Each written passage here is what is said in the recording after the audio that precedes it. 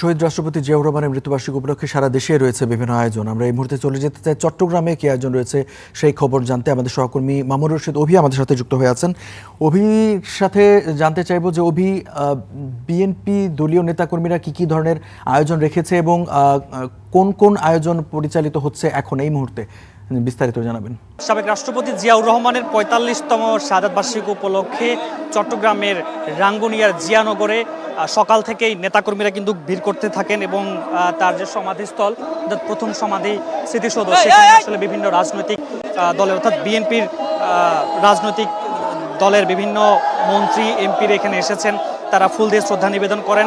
কিছুক্ষণ আগে অর্থ পরিকল্পনা মন্ত্রী আমির খুসরো মাহমুদ চৌধুরী তিনি ফুল দিয়ে শ্রদ্ধা নিবেদন শেষে গণমাধ্যম কর্মীদের সাথে কথা বলেন এবং জিয়াউর রহমানের যে বিচার যে প্রক্রিয়া সেই বিষয়ে তিনি মন্তব্য করেন। তিনি বলছিলেন যে এটি কোনো রাজনৈতিক দলের কোনো একক সিদ্ধান্ত নয়, এটি বিচার বিভাগ এই সিদ্ধান্ত নেবেন।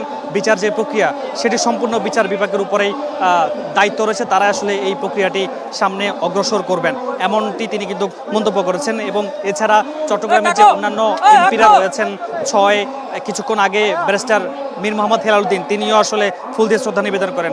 বিভিন্ন নেতাকর্মীরা, একেবারেই সব নেতাকর্মীরা কিন্তু এখানে সকাল থেকে এসেছেন। সবাই বলছেন জিয়াউর রহমানের দেখানো পথে তারা আসলে চলতে চান, তার আদর্শে ধারণ করে বিএনপির যে রাজনীতি সেটি আগামী দিনে তারা প্রতিষ্ঠিত করতে চান এবং তার যেই কথাগুলো তিনি যেগুলো বলেছেন বা তিনি যেগুলো বাস্তবায়ন করতে পারেননি সেই সমস্ত বিষয়গুলোকে প্রাধান্য দিয়ে তারা কথা বলতে চান এবং সামনের দিনগুলোতে অগ্রসর হতে চান। আমরা এই মুহূর্তে কথা বলতে চাই, একটু বলবেন আজকে ৪৫তম শাহাদাত বার্ষিকী, আপনারা আসলে কি বলবেন বা এই দিনটিকে আসলে কিভাবে পালন করছেন?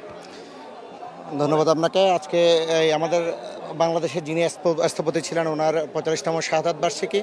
আজকের এই দিনটা আমরা উদযাপন করছি এমনভাবে, আমরা দীর্ঘ ১৭ বছর পরে আমরা নতুন বাংলাদেশ পেয়েছি।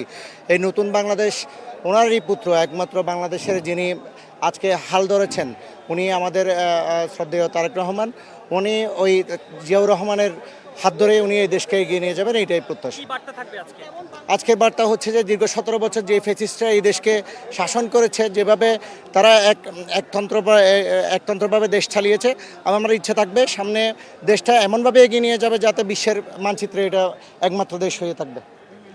ধন্যবাদ। সব মিলিয়ে আমরা বলতে পারি যে নেতাকর্মীরা কিন্তু একেবারেই ঢল নেমেছে বলা যায় এবং সকলের কণ্ঠে একটি কথা যে আগামী দিনে যেন গণতন্ত্রের যে স্বপ্ন দেখেছিলেন জিয়াউর রহমান, যা প্রতিষ্ঠিত করেছিলেন, সেটি যেন আগামী দিনে অব্যাহত থাকে।